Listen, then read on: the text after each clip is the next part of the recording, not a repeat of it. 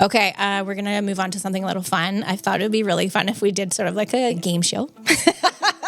We're going to ask you guys some questions one at a time. Who is the most likely to start like singing a silly song in a session? I honestly think it would be Martie. Yeah. I think I might rely on some music, but Martie's going to definitely make up a song and get some rhyming or alliteration in there to really make it stick for sure. Nice. Martie, do you agree? Yeah, definitely. Hey everyone, I'm Brittany, speech language pathologist. And I'm Shauna, behavior analyst. And we're your hosts at Neurodiversely Speaking. This is a podcast where we bridge the gap between research and practice, exploring autism and neurodiversity through the lens of speech and behavior. Whether you're a parent or a professional, we'll give you practical tips to bring into your home or your next therapy session. Let's get started. Welcome to the Neurodiversely Speaking podcast with Brittany Clark and Shauna Fleming from LMNO, brought to you by The Sensory Supply. While we aim to make neurodiversely speaking suitable for all audiences, mature subject matter can sometimes be discussed, suitable only for those over the age of 18. If you're under the age of 18, please talk to your parent or guardian before listening to our show, or listen together with them. To stay up to date on new episode releases and show updates, connect with us on Instagram at Neurodiversely Speaking. You can also send us listener questions to address on the show at hello@neurodiverselyspeaking.com. Neurodiversely Speaking starts now. Hey everyone, welcome back to Neurodiversely Speaking. I'm Brittany, a speech language pathologist and one of your hosts. And I'm Shauna, a behavior analyst and the other host. Together we run LMNO, where we integrate speech, behavior, and learning supports for autistic youth and children and teens. And today we're talking about collaboration between families, clinicians, and disciplines. And something we're all really passionate about is this collaborative approach. And so we're really excited to have some guests on today. We're thrilled today to be joined with two awesome clinicians from OutGrow Therapeutics. We've got Martie, who's a speech pathologist and behavior analyst, and then Megan, a certified occupational therapy assistant. And today we're really excited to dive into collaboration and shared lessons that we've learned along the way. Hey, guys. Hello. Hi. It's so good to be here. Awesome. Do you guys want to start by introducing yourselves? Maybe Martie, we'll start with you. Sure. Yeah. So I'm Martie. Like you mentioned, I'm a speech language pathologist and board certified behavior analyst. And so I really love to focus on the why behind behavior and how language and behavior intersect and interact with each other.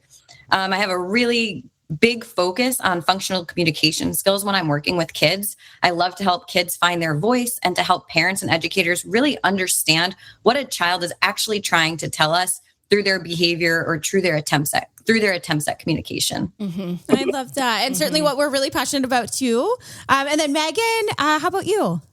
Yeah, so I am a certified occupational therapy assistant, and I have a background in developmental psychology. Mm-hmm. And my lens has definitely shifted as we've collaborated. And I, have lots more knowledge about that communication and understanding behavior.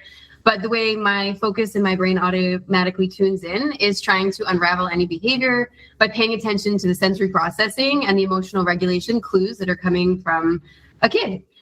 So really, basically, I'm looking at how a child actually feels in their body and what those intrinsic sensory preferences are that are kind of driving them to seek out regulation to help them feel okay. Love that. And anytime that I'm working with a child, I'm really just trying to use play to help them feel safe and regulated and actually ready to learn or participate in whatever it is that they're being required to do. Yeah, love that for sure. And I think that's that big thing that brings us all together, right? Is that learning through play. And we all discovered that that's really like how it all comes together. Megan, I also noticed there's a tail behind you. You have like a very quiet dog. Oh, I'm really hoping that she remains that. And thank you for putting that in terms that she will stay a very quiet dog. Yeah. But yes, there's a whole bunch of little critters running around my house. I love it. So cats and dogs and the chickens are out there. But oh my gosh. So you're definitely an animal lover. Yeah, we have lots of pets. Somebody asked me the other day, do you just like pets? Yeah. And I guess we do. Both my kids love to have pets. And I always grew up with lots of pets. And we just seem to keep collecting them. I love that. Yeah. So you're a clinician and also a mom and a dog mom and a chicken mom. Dogs, cats, chickens, fish, whatever. Oh, nice. Whatever somebody wants to come home with, I seem to be accepting of. Oh, that's so great. Love That's it. so great. And Currently, my 5-year-old really wants a pet, but I've been pushing back on him because I'm not sure what pet would be appropriate for a 5-year-old. We are looking at sea monkeys. Have you heard of these? Yeah. I have not. They come in a package and you put them in water and they like start growing or something. So, Yeah, that's like their whole lifespan. Oh. It's not a bad place to start. I think Okay. that's And the a real very easy way to give in and say yes. yeah. I was. He really wants a lizard, and so he's working up to save money for a lizard. That's But sweet. yeah, so fun. Yeah. Oh my gosh. I want to make his dreams come true, but I'm not quite as flexible as you. So yeah. Can't imagine having a zoo in the back of it. Not a zoo, but for me, that's how it feels. I'm not an animal person. no. Okay, Yeah, a lot of people will say, so you must have a farm. I'm like, yeah. We call it. Yeah, you're right. It would be a farm. The type A versus the type B personalities. Yeah. Exactly. Okay, so let's hear a little bit about your story. Like, how did you two come together? Yeah, so we have kind of an interesting story. Megan and I met because we were working together at a traditional therapy clinic setting, and we shared some of the same clients. I was seeing them for speech therapy, and Megan was seeing them for occupational therapy. Right. And so we kind of quickly realized that we spoke the same language when it came to neurodiversity affirming care. And we found ourselves in the hallways kind of geeking out over a client. Yeah. And I mean, we just saw that like our professional styles weren't just compatible. It was really like, what felt that we needed to kind of move from just this clinical setting into our own space to kind of move that needle and shift the approach to therapy that we wanted. Yeah. So we just had a ton of common outside of work along with inside of work. And that's kind of what kicked off a friendship. And from there, we really started spending a lot of time together. But yeah, it just started out of that foundation that we both had the same, kind of qualms with the traditional therapy approach and just what we wanted to do with our careers. Cool. And that's very similar to us actually as well. We met at a separate place and we're collaborating in the hallways and always having interesting discussions. And actually we were chatting with someone earlier this week who was like, but how do you guys do it? Like, how do you really find the time to collaborate? How do you have the money to collaborate, right? We talked a lot about like as a business, it's expensive to do collaborative care and make sure you have the time and space for those discussions. And that's why we ended up making a shift too and thought, we'll do our own thing because then we can build the model that works for us. And does that resonate with you guys? And how's that experience been? Yeah. So, like Megan mentioned, we had a lot of similar hobbies and interests outside of work. And so we were kind of forced into having the time because I was diagnosed with breast cancer. And so during that time, Megan and I maintained our friendship and she would come over and spend time with me. And I would talk to her about how I was coping with treatment, right? Managing the physical pain, the emotional stress. And it made me realize that all of my coping mechanisms were always through sensory experiences, right? The world around us is all sensory. Yeah. And so, meditating, walking, working out, journaling, there's a sensory component to all of those things. And then also just sharing with her, like communicating to others what I needed help with or how I was feeling. That's what helped me to feel supported. Yeah. I also used a calendar, right, to make sure that I could foresee all the doctor's appointments and treatments that I had during a week. And then I was also celebrating my small wins, like the end of chemo, the end of radiation, after my first surgery. And inevitably, Megan and I's conversation would always go back to how these things that were helping me cope as a human being can't be discarded when we're working with all of our clients. Our clients are people too. They're not just children that like need help with just their speech and language skills or just their fine motor skills. Like they're whole people and they're coping with a world around them that is not built for their learning style. It's not built for the way that their brains work. And so once we realized how much the impact of like what I was going through also really related to the kids that we worked with, it helped us shift from like one dynamic to, oh my gosh, well, how can we support these children as a whole, right? They need to be safe and secure. They need to understand what's expected of them. They need to know that someone's there to help them. They need to know how to communicate what they need help with so that then we can get those things in place and then target whatever the skill might be that they needed to work on.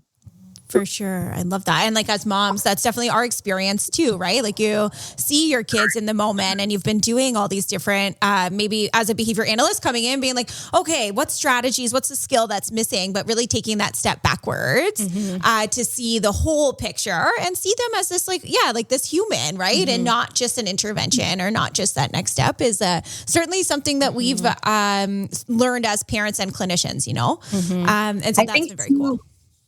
I also learned that, a lot of the time, some of the side effects I was having, I was just in that 5%. I wasn't in like in 80% of people we see this. And don't worry, you're not going to experience this. It's only a 5% of people.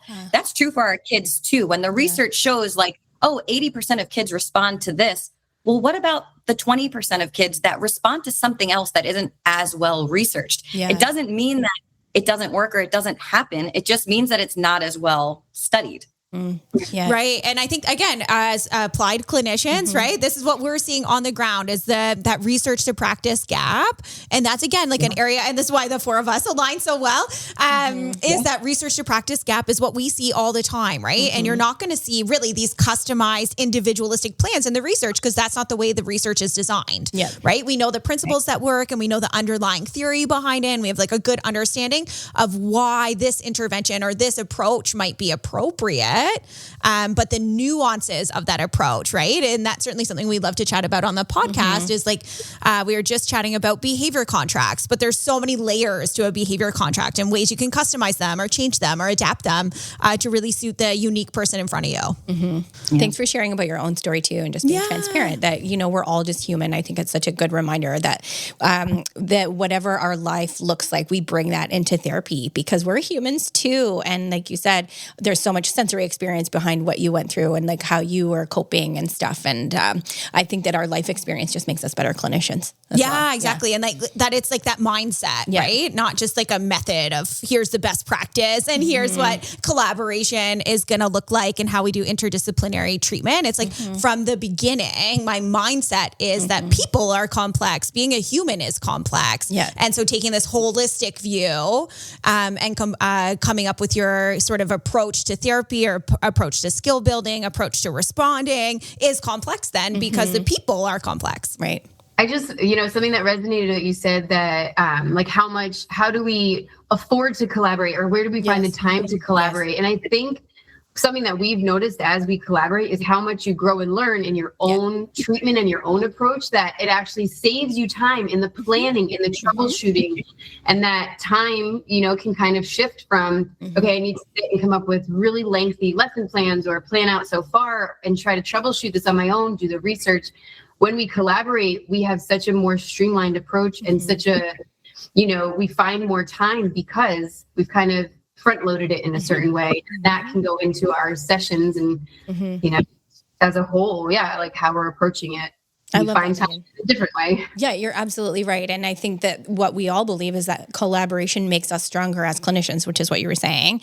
And it's better for us as clinicians. It's better for the client. It's kind of better for everybody, right? So I feel like that's a perfect segue into, I wanted to bring us into like kind of a fun, what are some things that you learned from your business partner? So again, on the call here, we've got speech pathologist, behavior analyst, and occupational therapy assistant. What are some things that you've learned from your business partner that you use in practice and you can't imagine like unlearning? Like I would never do it this way again, or I can't imagine like unlearning this piece. So I'll kind of hand it over to you guys if you wanted to start. Megan, as the OT or representative of OT here, what's something that you've learned from like speech and behavior from Martie? Gosh, it's hard to like pinpoint certain things, but as far as, functional communication has become such a term that we use so consistently. And now I truly understand what that means. And I can't imagine ignoring that as part of our approach to therapy, that a child has to be able to advocate for themselves. A child has to be regulated in order to access the skills to advocate for themselves. So I can never unlearn how well sensory and functional communication pair together and really what that refers to. And it's not something that we really come across too much in OT, here and there. Of course, we use communication supports, visual supports, stop, go, yes, no. But that's as far as our functional communication education really goes from what I've experienced in the clinic. And then the other part of it is how well sensory and behavior we have to have some more knowledge of the principles of behavior. In the OT world, we love to lean on sensory, but understanding that sometimes that sensory behavior, or what we're, determining the function of that behavior is sensory, might not always be the case. Right. So just having that knowledge of how to kind of pick apart a behavior and really identify the function, and then actually put some behavior principles in there and not just solve everything with a sensory support or a sensory activity. I love that. There is a way to recognize how behavior is different than sensory. And yes, sensory can drive it, but having the knowledge of behavior principles with sensory supports and approaches, complete game changer. Love it. Can't agree more. Yeah, beautifully said. And I do feel like sometimes we've collaborated with someone who's like, oh, perfect, just give them a chewy tube. It's all sensory. And like, I like you identified, like, sure, we kind of always default to going in with a sensory replacement or tool, but that it's not always the solution. And the behavior principles are going to be key to making that tool effective, right? Yeah. It's like the child's not going to pick up the chewy, just like, or maybe they will, but unlikely to do it just like automatically and be using this as a replacement behavior. That's a lot of regulation and a lot of skills that you're expecting this child to just know from osmosis. And so really it's like the tools and that perspective of like, understanding that maybe it serves that need. But then, like you said, those behavior principles really helping to like maximize or hopefully push forward the success of those tools. And to actually shift the behavior from whatever they're currently compensating with to what we actually know that they will be more successful doing with the use of both of those things paired together, right? Sensory and behavior. Beautiful. Exactly. I can hear just in the way that you speak, Megan, that you are living and breathing the collaborative model. Like you speak like you spend every day with a behavior analyst. I love it. I say all the time that having Martie in my corner as both, someone to work as a partnership with and collaborate with for work reasons and for, serving the population and the families that we serve, but also it's really self-serving. It comes into my household. I have one neurodivergent child and one who seems a little more neurotypical. I also have a child who has type 1 diabetes. So, managing through that and just relying heavily on Martie's behavior knowledge and kind of like how to put positive reinforcements in place. And it's just, really come full circle that I do live and breathe it because I have behaviors in my corner for every I'm not quite sure why my child is doing this, even though I have all this knowledge. So it really creates that bridge from our collaboration as two professionals in the therapy world, also to, in my living room and even how my parenting with, my husband, how that goes, because getting on the same page parenting, there's behavior principles involved a lot, and that will help. Exactly. I love it. Okay, amazing. Thanks, Megan, for sharing all that too about your own personal experience and how that shapes you as a clinician. Okay, Martie, what about you? So I think the biggest thing is, as behavior analysts, sure, we learn that there is a sensory function, but after diving deep into sensory, oh my gosh, behavior analysts need to know more about sensory because there's 8 sensory systems. We don't learn that in school, and we could be seeking or avoiding input to any one of those systems. And so it's one thing to be able to identify a function as sensory, but then to be able to have, the menu of all of the supports that can be used and can be utilized and offered to children. We don't have that knowledge. So it is, there's no price I can put on learning that information. Just for an example, if we have a child who is escaping or trying to avoid seated work, and we're thinking they just don't want to sit here, or they don't want to do this work, or, it's a skill deficit. And then you put them on a yoga ball and let them bounce around, and they can have a back and forth conversation with you and sit there and do their whole assignment. You realize oh, hold on, giving them movement actually helps them to focus. It's not distracting them. Right. And I think when you see that, it's like a light bulb and you can't unlearn that. And so, that's a big reason why we started professional development. I was like, oh my gosh, there's so many BCBAs out there who were like, oh yeah, sensory is a function of behavior, but we don't know anything about sensory really. That's cool. Because you mentioned 8 different sensory channels, I think you said. I feel like I could say 5, but I just know what the senses are, the 6 senses or whatever. Can you, not that you need to list all 8, but can you just elaborate that on that slightly for some of us who aren't in the OT field? I won't put you on the spot here, Martie. I feel like Megan, you might want to answer that. Martie definitely knows. She's Okay, definitely Fair. this as well, and we constantly talk about it. And you know, as she's developed this knowledge and like we've collaborated, we have so many fun ways of remembering them. Oh, fun. So we'll start with, you know, there's the 5 that you're probably thinking of, right? That's sight, sound, smell, touch, hearing. Did I say that one? Yep. But those are 5 common ones. And then there's 2 that are, you know about, but probably don't think of them as a sensory system. And that's your vestibular system. Right. And that's movement, right? Yep. Movement and balance. Yep. So anytime you're tipping your head down or anytime you're walking on a balance beam, that is your vestibular system. That's one of them. Okay. And then you have interoception. That's the feeling of internal sensations. There's nothing from the outside world giving you information, but if you have a headache, moving your body, letting you know I've got a headache, that's interoception. When your bladder is full, interoception. Those are the internal cues that we have to tune into, right? And how distracting can it be to a workflow if you have to go pee so bad, right? That is a distracting sensory input. Yep.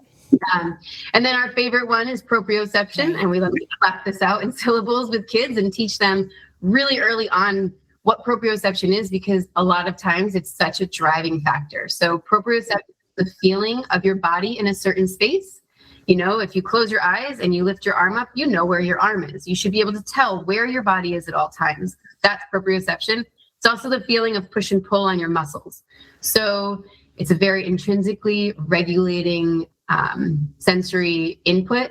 When we give a child a hug, right? We are activating their proprioceptive system. When we sit in a small tented area, that is your proprioceptive system getting tons of information from the surrounding environment and helping your body feel calm. So those are the 3 that nobody really learns about except for in the OT world when we're learning 3 is vestibular, proprioception, and interoception. Cool. Thank you. Super important systems when we're talking about kids' behavior. And it makes sense too, if you're thinking about all those other things, especially for someone who maybe is nonverbal or nonvocal, that we want to be thinking like beyond just, I don't know, like you want to be thinking like, hey, they could be experiencing some of these other things and maybe just not telling us or not able to tell us. Okay. That's very awesome. And one thing I was thinking about when you guys are chatting is here with OT, they have a lot of OT support in classrooms. And a lot of the support is more like universal supports, or they sort of give the same strategies to all the kids without necessarily customizing it. And I was thinking that potentially this is another cool way that you guys collaborate, is like looking at these different systems, but then how are we evaluating them and how are we tracking if this is actually working? And that would be really cool addition as well from your collaboration. Yeah. So we actually created like a sensory assessment, and within that, we establish by doing like informed observations if a child has a large threshold for each type of sensory input or a small threshold, and that impacts behavior greatly. And it also impacts the types of supports that we offer to kids. So like you're saying, you know, just offering, you know, one type of sensory support, like a hand fidget, not all fidgets are created equally. And we like to say that because if a kid's seeking tactile input and you give like a really heavy duty proprioceptive fidget, it's not going to satisfy the child and it could become a distraction. And that's where then teachers are like, no, the fidget is a distraction. And it's like, no, you didn't meet the sensory system that child was seeking. Cool. Very cool. Where can I access this assessment? I would like it. You got to come to Orlando or Houston. Okay. We'll be there. That sounds great. Send you guys a copy of an example of what the report that goes to families. And also we do have information in there that will go specifically to the educators so that they know that, yes, this child needs a break, but no, that doesn't mean they need to go walk the hallways. Walking might not be the system activation or the system that needs to be regulated throughout their day. There might be something else, and we can better assess that and provide them with things that are actually speaking to their system instead of, like you said, the universal go-tos. Right. Okay. In our Making Sense of Sensory professional development course, which is made for all therapists, we tell you how to conduct your own assessment, how to make these informed observations. We give you our tools, which you can color in the child's threshold so that you can help like understand what that child needs in order to be most successful. So if you can't make it to Houston or Orlando for the child to actually get assessed, a therapist is able to conduct this assessment on their own based on the course. Okay, cool. I have, I'm jumping ahead a little bit. I know we've got some case studies that we're going to chat about, but I have a current case study that I was thinking this might actually be perfect for. And I wondered, Martie, as a behavior analyst, looking in this case, the child has some aggression, but it seems random. And so we think maybe it has like an automatic function was sort of our thought. But now I'm thinking like this assessment could really help me figure out more than just like automatic, right? And like you're saying, like as behavior analysts, we've got these 4 functions, but how can we dive in deeper? And I was thinking, I will take this course and I will learn this assessment plan to help me maybe better. We've tried out some stuff and I would say we haven't found the thing, and I feel like this maybe is the component we're missing to really understand this individual's needs. Yeah, I mean, the first thing I would say to you is, where are you seeing this behavior? Is it in noisy environments? Is it in visually busy environments? Those would be the first 2 things I would look at to figure out, like, is this child overstimulated in some way during those times? Yeah. Interesting. Very okay. cool. Yeah. I feel like we've looked at so many different factors and tried to graph them and that sort of thing. But I think this course would actually just take us like maybe up a level and help us do a more specific analysis. And then certainly thinking about those different input and regulatory systems in the body. So cool. Thank you. Very cool. I will take that into my practice tomorrow. Yeah, I love it. Another thing that when we were chatting made me think, we follow another speech pathologist, behavior analyst, Tamara Casper. I'm not sure if you're familiar with her. We love her work. She's also in the US and she talks about thematic or sensory matching. And so again, I was thinking like how understanding a little bit more about the sensory angle can help us better match. And so if you're not familiar with Tamara Casper's work, the thematic or sensory matching is thinking about like, how do I bring the joy for this client that is enjoying something? And then how do I expand maybe their repertoire? So she gave an example that was like, maybe this child really enjoys like running their fingers along the wall or something like that. And then you guys are thinking like, okay, like what's the sensory system that's being activated here? And then how do I match that? And so we try to do that in the clinic. And so another example that I have is like a boy was really enjoying, like he had a little tiny droplet of water left in his water bottle and he kept like flicking it around. And I could tell that he really liked just the feeling of like the water dropping down on his face. And so I created a sensory match, like play chain where we would do like the itsy bitsy spider or whatever. And then when down comes the rain, I would like spritz the water bottle or like my own spray bottle. And he just like loved it. And so I was thinking again, like we have I would say like more limited understanding of like some of the sensory pieces or like, what we think is sensory. And so again, here I'm thinking, I'm like now really rambling, sorry, but I'm thinking like how cool if we better understood like even more about sensory, that we would be able to do that sensory match and come up with like, hey, here's more ways I can bring you joy because I understand better about you actually like proprioception or like, I don't know. Yeah. Yes, we need the course. Yeah, we do. But does that make sense? Like for you guys and thinking about like this thematic matching, and you probably do that without knowing a term or like using a different way to describe that? Yeah.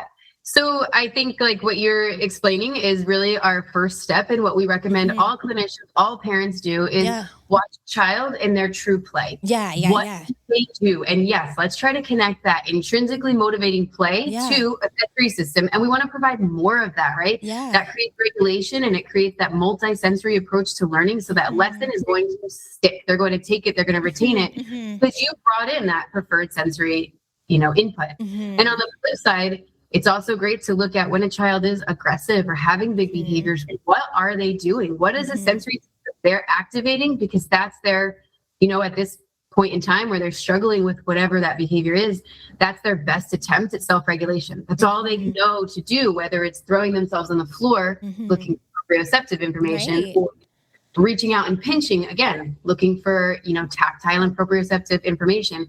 If we can decode it in that way, we can then provide proactive supports or have things around that are more appropriate for them to display their emotion or whatever it is that they're struggling with in that moment. So yeah, you guys are definitely thinking down that track and knowing that history is, you can bring it in. You can, as a clinician, be the person to provide that and to proactively understand it. Mm-hmm. And I feel like to sum this part up, like it seems like the sensory information that sometimes I think is overlooked but we're saying it's like critical for regulation and also critical for communication building, right? And these are like sort of the two things that we're often contacted for as clinicians to support, certainly neurodivergent children with, is emotion regulation. I'm putting that in air quotes. Often families will say that as a goal, and then build out their communication skills. And we're using this idea of understanding their sensory preferences and needs to really customize and fine tune those approaches, which is you'll never find in the research. Exactly. And that first step is getting curious. And I love how you said that too. Like get curious and watch them in a moment that is really joyful for them. And then that's how we can, if we're like looking at everything with an open mind, getting curious. And then that's sort of how we're building out our next steps. And I think we follow that too. I love that. Okay. We can't move to the next section, Shauna, until we also say what we learned from each other. Oh, we let them talk and we didn't say ours. So I feel like I'll say mine, like something I just love working alongside a behavior analyst. I feel truly as a speech pathologist, it makes me so much stronger as a clinician and as a mom and all the other things too, like you said, Megan. But I think we have discussions all the time about like, how are you going to fade your prompts there? How are you going to generalize that? And it's something that I know as a speech pathologist, but I'll say like, I don't know, show me like how we're going to do this more systematically, or like, how am I going to track that? Or like, when am I putting in my time delay and that kind of thing? So that's certainly something we talk about a lot and I've learned. And then the value of seeing that like data tracking over time. Like now in our SLP, not department, but because we're all collaborative, but like all my speech team like graphs everything that we do, whether it's phonology or motor speech or like articulation or learning about play or whatever it is. Like we take our data and graph it, which I would have never done had we not worked together. Yeah. For me, I think the one thing that stands out is when we first started collaborating is like, where are your tongues moving in your mouth all the time? And all the cool things it's doing. And like, I've never really thought about how you make an M versus a B sound. And like that really, it's the same, but the air's pushing slightly differently. And like some of those nuances that now as a mom, I'm like interested as my kids are developing their speech. And then also in the clinic, like I'll always consult to you guys, of course, but I have like a better understanding of like, oh, I see what's sort of happening here. Or like they're always, some of those patterns you guys are looking for as well. Like, are they always leaving off the final sound in the word? Are they dropping a consonant in the middle? These acronyms like CVC and CVCC and all those like fancy speech shaping. And so I found that like really, really interesting and scientific aspect of speech pathology that I've really enjoyed being a part of. So fun. We're like geeking out. I love it. This is great. What we can all learn from each other. But it shows that I think all four of us really believe like collaboration isn't just like, okay, we're like kind of working together, but in our own, like I think identified we all were sort of in our own silos. And like we actually really, really love learning from each other is like where we're at now, right? And like wouldn't have it any other way, which is so cool. Right. It's more than just sharing like, oh, the client did this during speech today. It's like, what did you say and how can I incorporate that into my sessions and why? Help me understand it. Yeah, exactly. And like being willing to learn from each other and learn each other's vocabulary and learn, like, I love that you said, Megan, like, oh no, Martie knows all of this. Just probably like you could say the functions of behavior. Martie also knows the 8 different sensory systems and stuff, right? And like, we feel the same. We can like talk each other's language. Yeah. And I think it just honestly from an OT world and sensory perspective, the data collection part of behavior and the way that, a behavior analyst tracks data, it gives sensory more power. It's not just, oh, they need a fidget or oh, they need a walk. No, it's tracking the data and really noticing. That's something that I didn't do before or maybe didn't do a great job at doing before. And now I feel like through this approach, it just gives it so much more power to convey to parents, to convey to other therapists and educators. And so that was a good point. Love it. Great. Perfect. Okay. We're going to move on to something a little fun. I thought it would be really fun if we did sort of like a game show. Now, of course, this is all audio, so maybe we'll have to be clear who's speaking here, but we're going to ask you guys some questions one at a time, and then only the person being asked questions or points to the person. Like, I want you to tell us who you think is the best fit, and then we'll flip. So we're going to ask you guys some questions to start, and just for fun, really. And so I'm Brittany. I'm the speech pathologist, and I'm going to throw it out to you guys. So who is the most likely to start like singing a silly song in a session between you guys? Megan, what do you think? I honestly think it would be Martie. Yeah. I think I might rely on some music, but Martie's going to definitely make up a song and get some rhyming or alliteration in there to really make it stick for sure. Nice. Martie, do you agree? Yeah, definitely.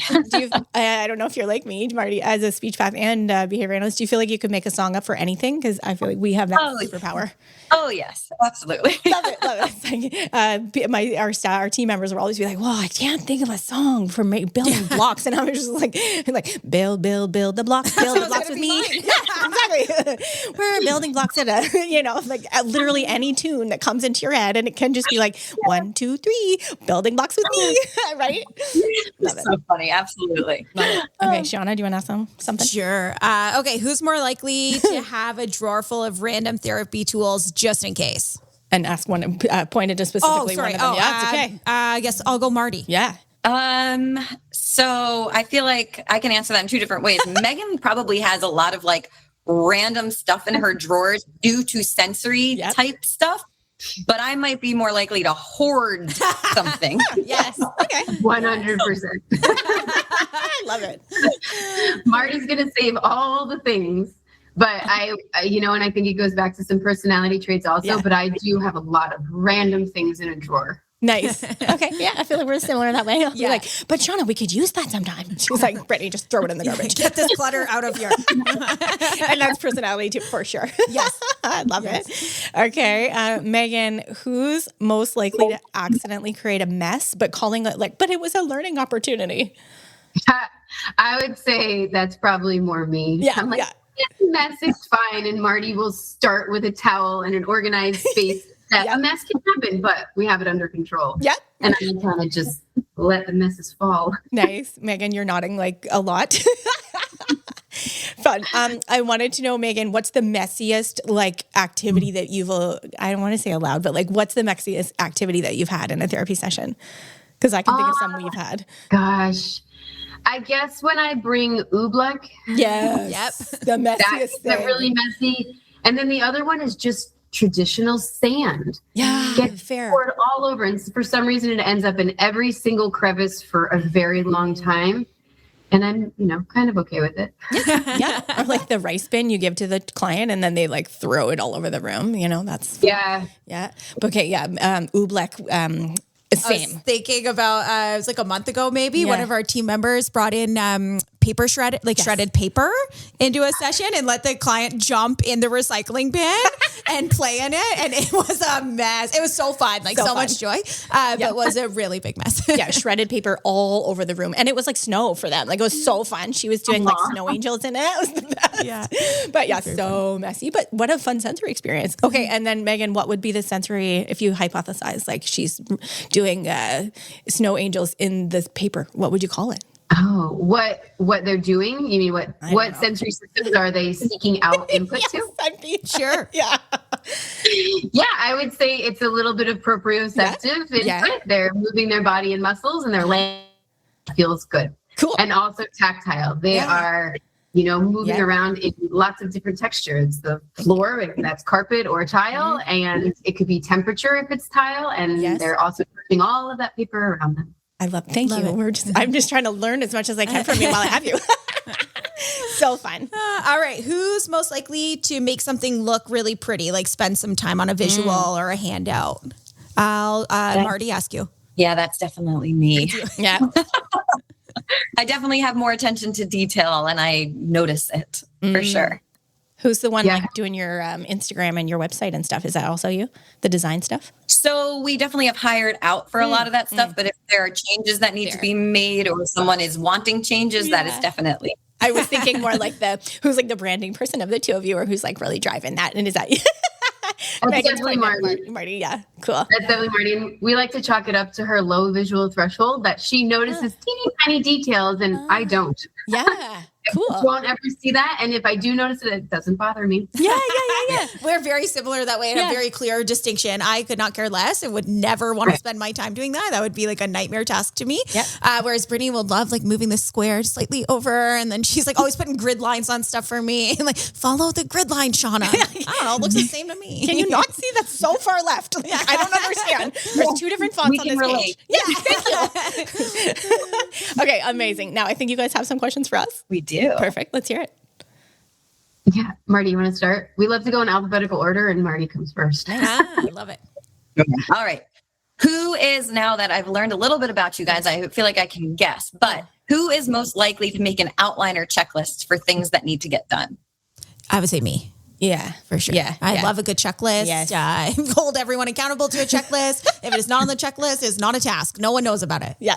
Put it on the checklist. Yeah, we've recently had Asana, which is like a way to track everything in our lives. And that's like Shauna's living and breathing. Everything. Yes. Yeah. Love a process and organization, and a checklist is a key part of that. And I've learned that from Shauna. I'm like, if it doesn't have a process, it doesn't exist. Systems. Yes, exactly. Thank you. Yeah, I think we have a similar split, but we both really need the checklist. And if it's not on a checklist, it's not getting done. Exactly. Yeah. Exactly. That's why I love them. Yeah, fair. Because I love productivity. Yeah, to like see it, to have that visual feedback that you are getting things done is very important. It is very important to me. I like it. Yeah. Okay. Who is most likely to accidentally use their therapist voice on a waiter or a spouse or somebody not in the therapy world? I think Brittany for sure. I'm not as friendly. Brittany's way more friendly. Out in the world, I feel like you would be. You're so sweet. Yeah, I think it would be me. Yeah. You'll be like, we'll be out together and you'll be like, whoa, why did you talk to that person? Yeah, I'm like, we did not need to talk to that person. You talked to that stranger. I'm like, yeah. She'd be like, I can't talk to that person. And I'm like, oh, I'll go do it. I'm not even an extrovert, but I'll be like, sure, I don't mind. Yes, thank you. Still fun. Who is more likely to have 3 windows and 47 tabs open on their computer? Both for sure. We can't pick. Both. Shauna yesterday said to me, like, you should probably do a restart. Like, your headphones aren't working anymore. Like, there's obviously a workaround for that. And I was like, no, I can't restart my computer. Then I would have to close all my tabs. I will say Google does remember them now. Even if you restart your computer, it will show them all up. So it's not as scary. I know. I eventually just have to close them all down and restart. So yeah. Thank you. We had come up with a few more questions. You can give us one more. Sure. Yeah, sure. Let's do one more. Yeah. Okay. So who is most likely to take the lead on answering questions for parents or other professionals that come your way? Ooh, you know what? I love that we now kind of know what each other's, not all the time, but I'll sort of know oh, Shauna's got a really good answer for this. And so I'll just look at her and she's kind of reading my brain, or she'll know that I've got a good answer for this. You guys probably too, right? You're nodding over there. That I feel like I love doing assessments together too, because we've learned sort of what each other would say. And now I'll be like, oh yeah, you can definitely answer that question, or, Yeah, I feel like we're a good team that way. And our experience earlier in our career is different. And so we sort of picked up different strategies and things that you want to tell parents. I think specifically for me, know a lot about navigating the systems, you know, what kind of funding is out there and how can you navigate it and all those types of things.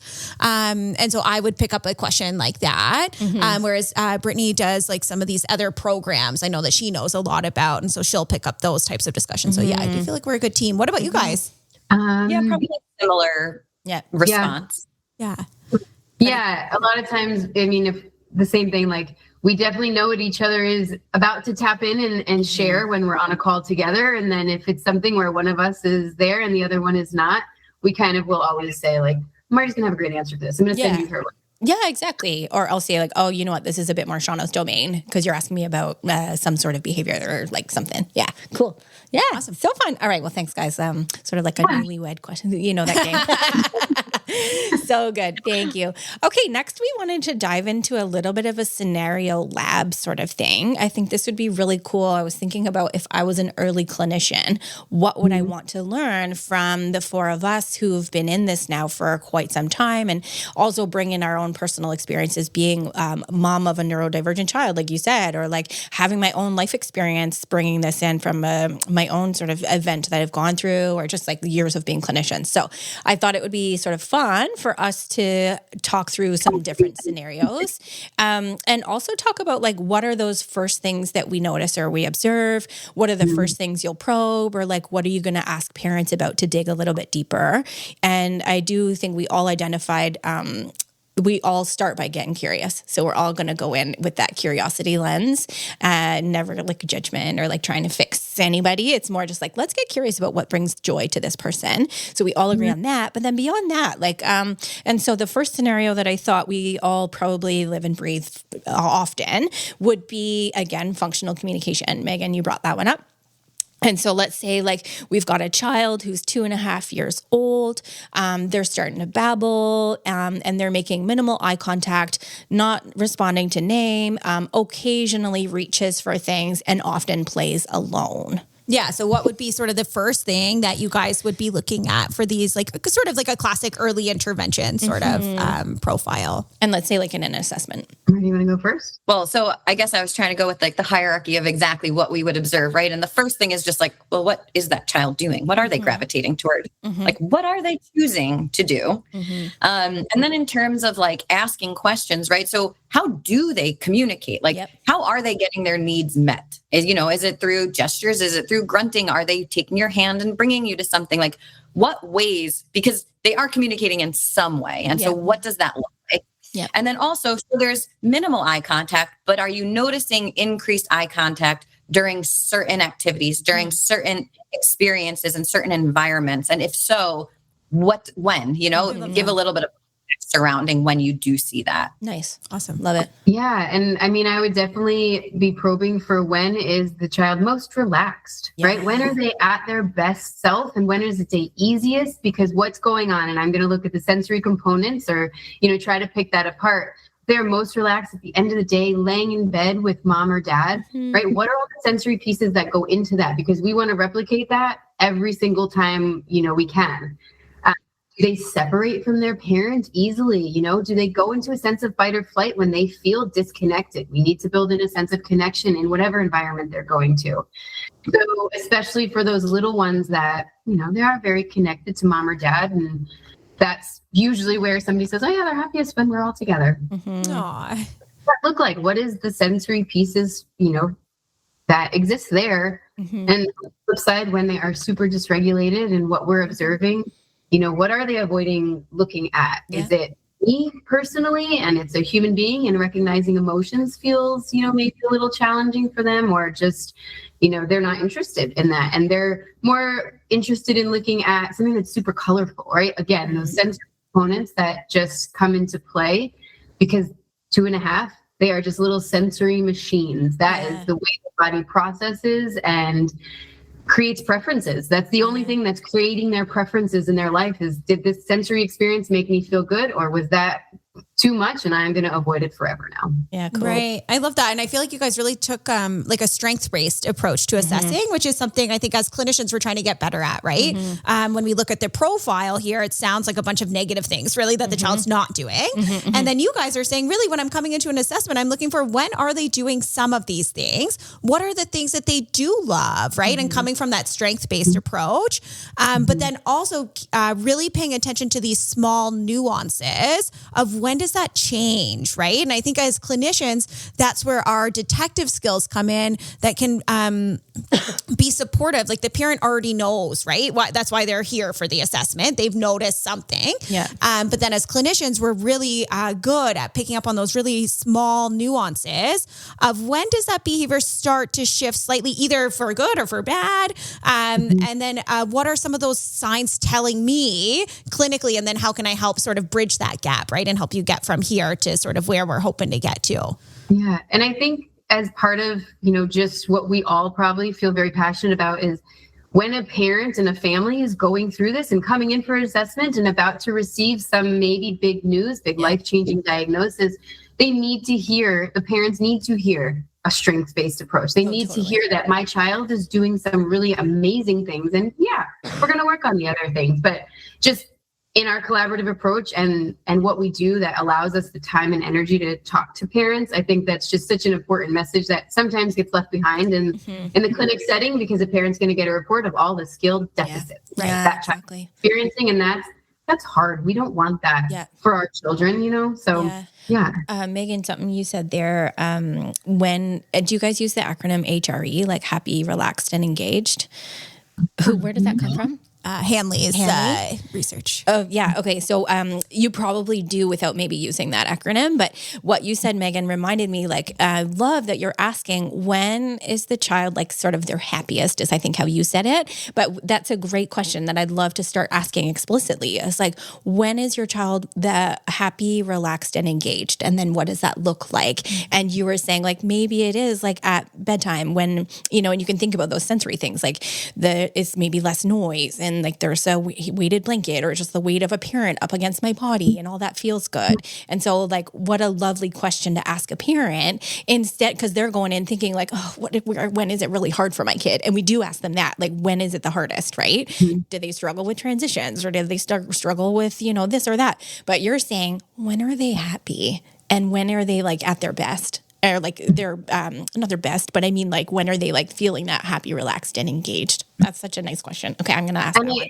I think that question, and that truly is driven from that collaborative approach, right? Martie, in her behavior analyst, is collecting that data, right? And bringing it to parents as, we're also looking at the sensory piece of it. So just being able to address that and provide that on our intake forms, right? That's one of the first questions that they really start filling out about their family life and their experiences, because yes, the sensory piece is important, but I don't need just a checklist, right? We want to collect data from the parents in their experience. And I think that's an important, piece where it's like the behavior and the sensory piece really come together. Yeah. Nice. I think this is a little bit off topic, but at the same time, it's right there with the rest of what we're talking about. I think a lot of times therapists and parents will report like, well, sometimes they do this and sometimes they don't.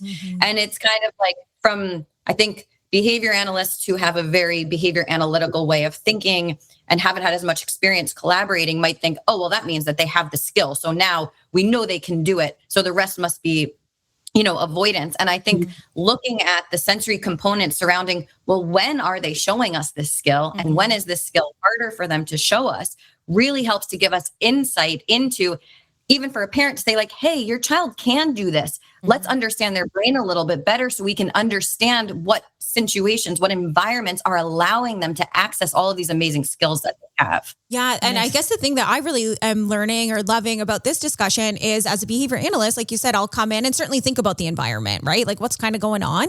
But beyond really like the noise level and maybe the lighting and some of those like more common things that you're thinking about, you're really not diving in further to that, or I wasn't anyways, diving like too much further into that question.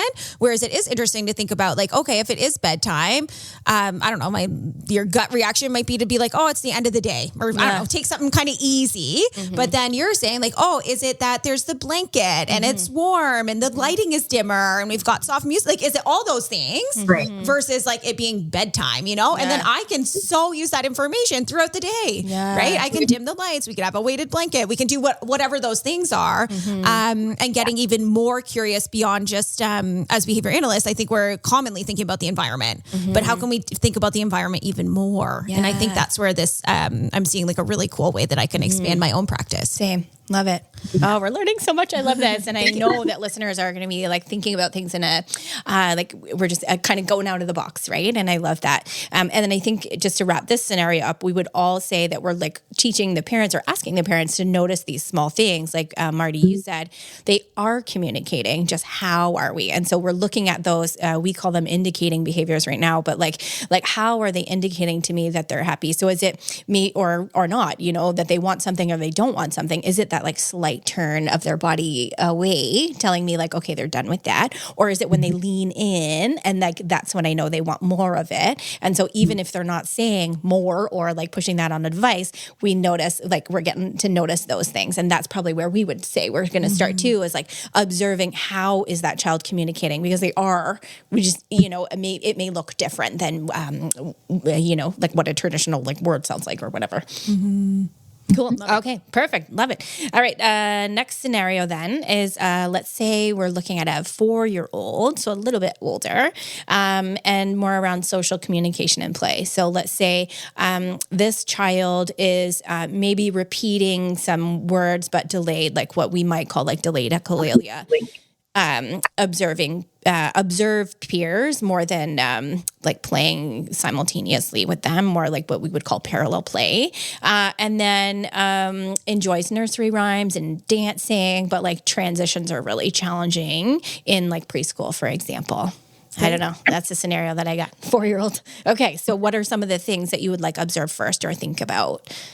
So, you mentioned that they seem to want to interact with peers, but they're unsure how to interact. So, are there certain environments that they are more willing to try to interact with peers? And again, we're looking at all those sensory features, right? Like, is it in noisy environments that they're more likely to go up and try to interact and observe their peers? Are unexpected things happening in that environment? And is that making them less likely to go out and seek peer interaction? Yep. That would be something I would observe. And then you mentioned a lot of delayed echolalia. So what is their functional communication like? Do we know if they're using certain phrases during consistent kind of times? Like, are they using a certain phrase when something feels tricky or when they're really excited? And so what is that meaning behind that delayed echolalia? Yep. Cool. I like that too. Yeah. I think for me, like my lens, I'm definitely looking again at what they are doing and what they are gravitating towards and what helps them feel calm. But I am a huge, I always love to even tell my husband, we have to meet them where they are. What is their play right now? If they're not at parallel play, are they just I'm losing my word right now, trying to find whatever the developmental stage. Play? Is that what you're thinking? Like, playing it's not solitary. There's a between that goes right after that. From what I can remember, but there's another type of play. Like, what is their type of play right now? What do they enjoy doing? Is it independently? Is it just near the group? Right. What is it? And then I'm going to go and play with them there and just kind of meet them where they are in their play.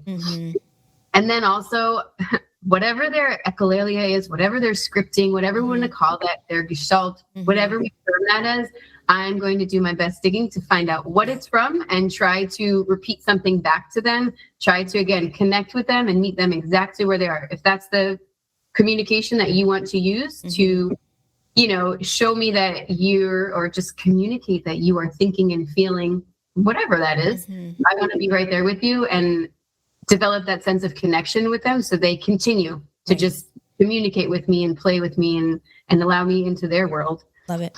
Oh, I love that. I hadn't actually thought about the connection piece because I've Gestalt language processing and certainly scripting are something that we're talking about very clinically. I think it's very common across all of our disciplines right now and sort of looking at the research and evaluating things. And so I was thinking as you were talking, that connection piece is really nice. Like I think about it as like looking at why they're saying this phrase. So like if you're saying, I'm trying to, that's just the way the cookie crumbles every time that you're upset, right? Then I think, okay, maybe that's your way of telling me like I'm frustrated, right? And then I'm going to work on shaping that maybe to be something that sounds more like I'm frustrated so that other people know that you're frustrated, right? But I never thought about that first piece of just connecting it with that, like I'm making that connection first with them. Like, hey, I got you. I know this is from, in this case, it's from PJ Mask. I know this is from PJ Mask. And so I'm going to say something back from you from that episode, right? And I think AI could probably help us dive into this a lot because they'd be able to figure out where these scripts are from. But I love that idea of sort of connecting first and then working on the shaping. And I'm going to add that into my practice. I love it.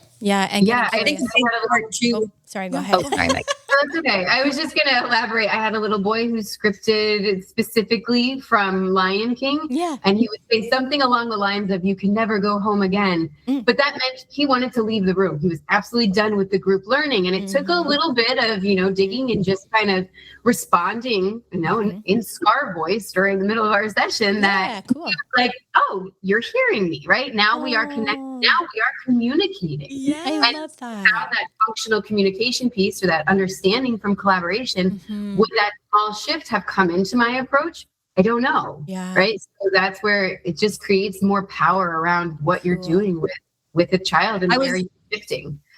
I was going to add just that I think that piece has become extremely important in our whole therapeutic approach, validating the child's experience or communication. Like even just stating what we're seeing when a child's seeking sensory input, or validating, like, I hear what you're saying, even if I don't quite understand it yet, I'm listening.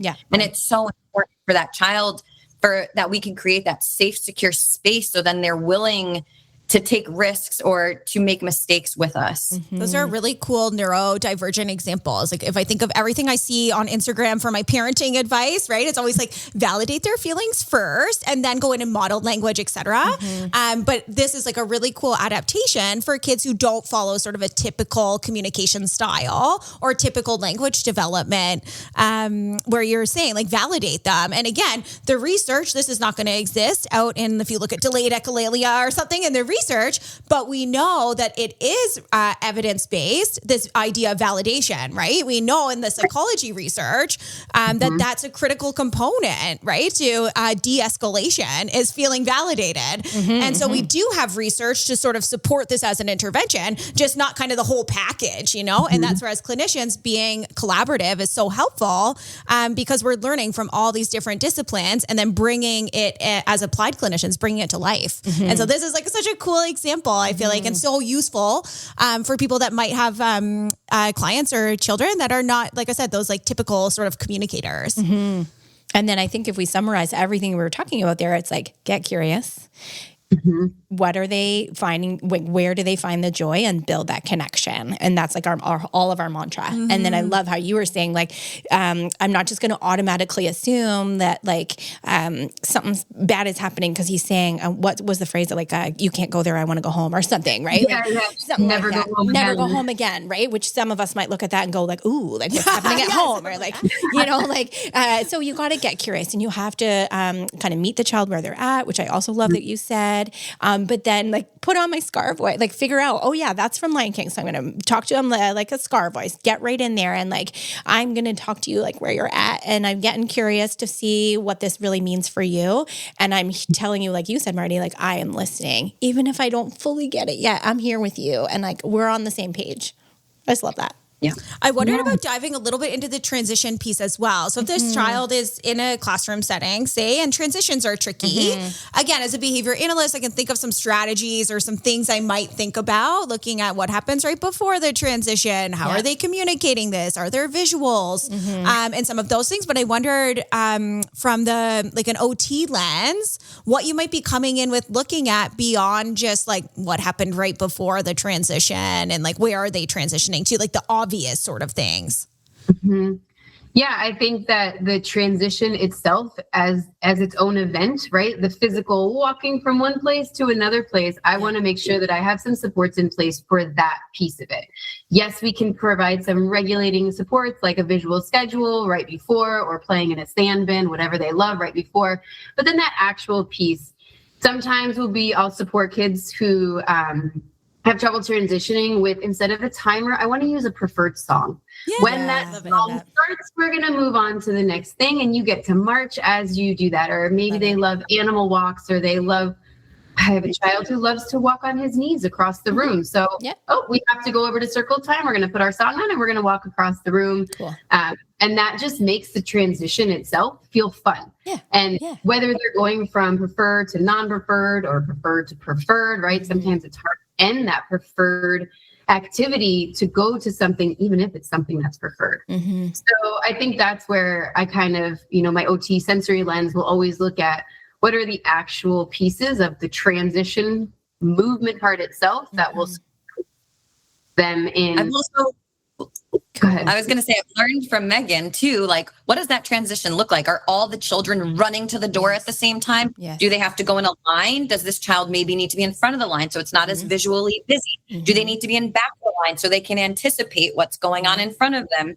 So just kind of looking at the whole scenario from every single sensory system can help to like break it apart to, I mean, like a behavior analyst, right? We're like saying, oh, this is not the function. Well, okay, now we can say like, okay, it's not the visual component of this transition. It's not the proprioceptive component of the transition, and we can weed away so that we can really figure out like, oh, well, maybe it's this piece. I love that. Yeah. You are thinking about so many different pieces, and you're like the visual field, like versus front versus the back. I wouldn't have thought of that layer. Or like, I know even my daughter will say like, I hate going outside because everyone's bumping up against me and like everyone's pushing through the door. And for some kids that wouldn't bother them, but for mine, it like drives her crazy. You know, she hates that, but she can tell me that. But yeah, you're feeling about like, okay, what is this experience of like, say, going down the hallway, visual, the auditory, the like feeling of my body in the space, and like all of the things that are happening. And it's not just about, you know, because I don't want to go from my classroom to the gym or whatever. It's like actually that middle piece is so important.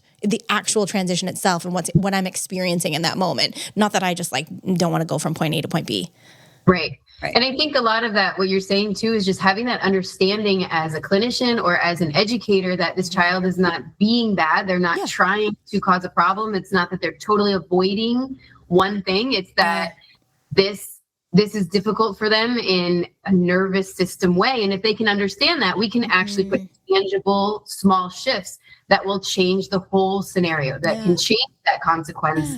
You know, from them being punished or threatened, you have to go do this transition, or you can't move up to second grade, or whatever it might be, to, hey, I understand that's really hard in the hallway. How can we make this easier? And they have an arsenal in their toolbox to actually put something into place and show a child that things are hard, but we can come up with, you know, tools and solutions that actually make it feel better. And the kids might not be able, I would imagine, whether they're speaking or like non-vocal, be able to say like, oh, well, I actually don't like the visual field in the hallway. You know, like they're not able to say like, I find it very overstimulating because I can see all the people. And so you're saying like, we got to dig and figure that out and help them through that. Because it's not as the kid can just like tell you exactly what they're thinking and like, right, that they don't like this aspect of the sensory part. Love it. We've got one more scenario here. And I think, again, a really cool way to highlight all of our collaborative work is with an older child, say 8, who like has like kind of typically developing language. You know, they can communicate their wants and needs. And we've got a couple clients where parents are telling us that this is happening at school. They're at school, everything seems cool. And then all of a sudden, out of the blue, they end up dysregulated and hitting a peer, pulling a peer's hair or something like that. So everything seems fine. Nothing really has changed. And then all of a sudden, it's like a switch has flipped. And now they're hitting, pulling hair, scratching, whatever. And again, this is where I think all of our lenses probably come in and really can take little different pieces of this and would have a different interpretation. So for you guys, what would your collaborative approach be in a scenario like this? So I think as always, like we always ask, you know, like, well, what are their preferred times of day? When are we seeing them not having these escalating behaviors? You know, and what does that look like, whether it's at home or at school? And then, of course, the behavior analyst in me is like, well, what happens when this child is escalating? How are the adults or even the children around them, how are they responding? Is it by talking to the child? Is it by decreasing overall stimulation? What is happening when this is happening? Yeah, can you repeat it? Yeah. I think my biggest question is around like the behavior seems out of the blue. They're in a classroom environment and then they're like scratching, pulling hair, hitting something, you know, to a peer who's like their friend or like, you know, just like not like malicious, you know? And I want to acknowledge that Megan is like, you guys can't see this if you're listening to the podcast, but you're doing such a beautiful job, Megan. Like the dogs I'm like, I can't believe this. Every time I'm like, wow, she's like navigating this scenario so well. There's dogs behind her. She's let one out, let one in. No one listening to this would ever know. And so, yes, we will repeat the question. Well, I appreciate that. I'm doing my best. You're doing amazing. Not so much auditory feedback. And honestly, my sensory system, when there's dog barking, I can't ignore it because my threshold is low. So even if it's outside and far away, I'm like, oh, it's driving me crazy and not letting me concentrate. You're doing beautifully. I just like, I'm amazed by you right now. Thank you. I appreciate all repeating questions and reminders of what we're talking about when I get distracted. Okay, so we've got like a child who's school age with good, like strong vocabulary, let's say, or like strong language, but then goes from maybe like 0 to 100, and like all of a sudden it feels like to maybe the classroom teacher, like they're just getting dysregulated really quick. And so, what would you think about there? So my brain always goes back to just helping build some understanding for the educator, for the teacher in the classroom. And this has definitely come from learning through a behavior lens, is that no behavior is random. Yes. There's not just nothing that happens. Right. Yeah. You educate a lot. And I think Martie can probably attest to this, is during like when she was going through treatment, that emotional and sensory threshold. It is such a huge proponent of why a behavior is happening. So maybe we're seeing that big, explosion that seems to come out of nowhere, but so much went into that child's day, whether sensory dysregulation, emotional dysregulation, right? Mom left early or dad's on a trip, those things we can see that are building up inside. And if this child does not have good coping skills to, we use the analogy of taking rocks out of your bucket, right? If you have a very full bucket of all of these things that are dysregulating you, you're carrying around some really heavy stuff. And this is kind of how I frame it to an older child is, something is really heavy in us right now. So we got to have some great strategies to take something out of our bucket, to make things feel easier and lighter. And understanding that for the educator, this child is showing us that they don't have great coping skills with dysregulated events. Right. And teaching this child, hey, we can have coping skills. We can let, some of this steam out before it becomes so frustrating that we're screaming at the child. That would be my I first. wondered as well, I feel like I'm going to say the word wrong. Is it introception? Interoception. As like that's something I think again that's coming up in at least the emotion regulation work that I'm looking at in the research is talking about that ability, right? Is like being more aware of yourself too, right? And that way you can hopefully advocate before you got so many rocks in your bucket. Yeah. And just being self-aware of those kind of internal clues that are letting you know I'm mad. Maybe you get hot. And that's something that we work on a lot with one-on-one sessions, is helping the child understand, what is your body telling you? What are the sensations that are connected to a feeling? Right. And the thing we always like to remind parents is that it's so hard for us, like even myself, I'm not really that aware until sometimes things are like too far, or like you're not even aware. Like I was thinking like on my phone, we had like an issue with our mortgage. That was like kind of a big deal. I'm like trying to do it. And my son's asking me for a snack. And I'm just like, hey man, I just need a minute. Like stop asking me about this snack, and it wasn't his fault. I just felt overwhelmed at the time, but didn't catch myself early enough either. Right. And so for kids, like this is a really big thing and a really big picture skill, not something that we're probably going to be able to solve with the snap of a fingers. It's like a really hard skill to learn even for grownups. Yep. Yeah. Yeah. Just modeling. No, that's I was just going to say, adding on to that, right? Like we have that upstairs part of our brain and that downstairs part of our brain. So if we have an older child who is, having these out of nowhere, what appear to be out of nowhere behaviors, we're going to assume that they're living right in that downstairs brain. And perhaps they had trauma earlier in life. And maybe it's not defined trauma. Maybe it's other types of trauma that we wouldn't define as like, major life events, but it's still triggering that child to remain in that downstairs brain. And like you said, we can't teach them in that moment. Yeah. We're not going to learn anything when we're in that downstairs brain response, but it gives us insight into the skills that need to be taught when they are regulating, and finding when are they regulated so that then we can teach those skills and strategies. Love it. I love the downstairs and upstairs brain too. Same. Very cool.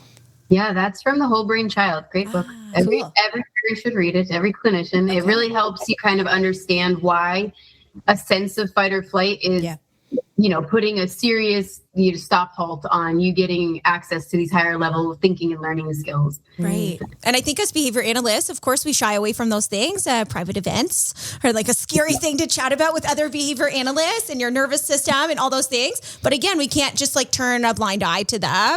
And like radical behaviorists would argue that we shouldn't be touching them and we shouldn't factor them into our plans, etc.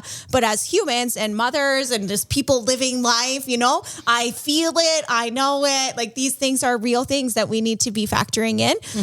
But it's hard to do it well without clashing, and I find oftentimes with occupational therapists and behavior analysts, you guys are probably a rare combo, just like we're kind of a rare combo because it's hard to speak each other's language and not just put a wall up and say, nope, not talking about that, you know? Yeah. Did you guys encounter that a lot earlier on in your career, or do you encounter it now where you have trouble collaborating with different disciplines, or do you feel like you've learned so much working together that that's easier?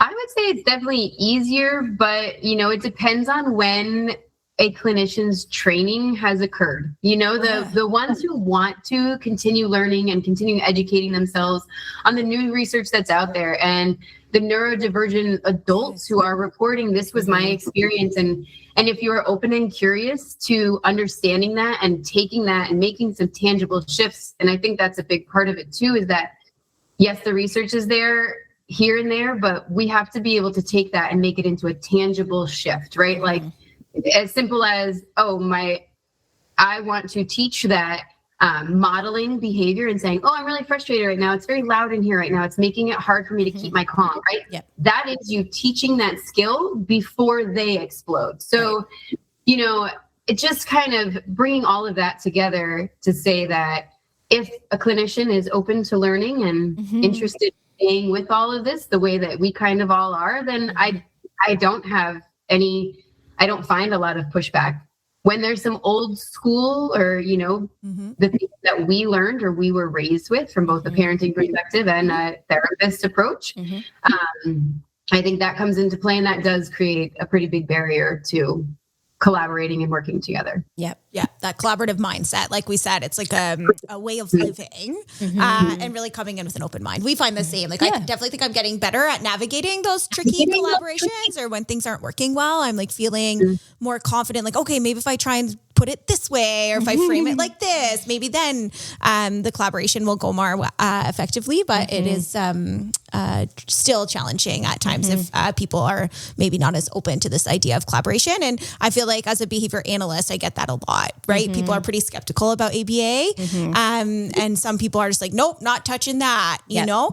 And so coming in and having those discussions and being really thoughtful about the way that you're presenting your ideas, I think is something that we can work on as behavior analysts, and being more flexible rather than being really rigid to things being like everything has to be scientific and follow the scientific process. Yeah. Well, thank you guys so much for chatting with us today. Any final thoughts on collaboration that you want to share? Anything that you think we missed? I think just, we're treating whole children. Yes. Like you have to connect with a child first in order to assess their true strengths and needs. And so the foundation of every single skill that any of us is working on is going to be confidence and self-awareness. Yeah. And so once we can help a child build that, then we as therapists can help them learn any skill. But that has to be the forefront of every single therapeutic model. Yeah. Love it. Love that. Exactly. And so aligns with what we think for sure. That holistic approach and like that we're all better together. Yeah. Yeah, I love to say there's room at the table for everybody. We can collaborate and have such an amazing approach for that family, for that child, without butting heads or saying one way works better than another. Right. So we all have to be really open-minded, flexible, and all of those things that sometimes we're trying to teach our clients too, right? Like, to be open-minded and flexible and learn and be a lifelong learner. So, those are good, I feel like for ourselves and then for our teaching. Yes. All right. Nice chatting with you ladies, and can't wait to sign up for this course. Yeah. I am definitely going to take it and improve my assessment process. Yeah. So thank you. We'll take it together. Just like, again, collaborative approach is like, we love doing those professional developments as a team, and then we're all learning and growing together. Love it. I feel like we could talk all day. Let's share the message that OTs and SLPs and BCBAs can work together and really get along and like really move things forward for the client and for yourselves. Love it. Love it. Thanks. Bye, guys. Bye. Before we go, we want to remind our listeners that topics we discuss in the podcast are not a replacement for professional medical advice. Please contact a professional if you have questions.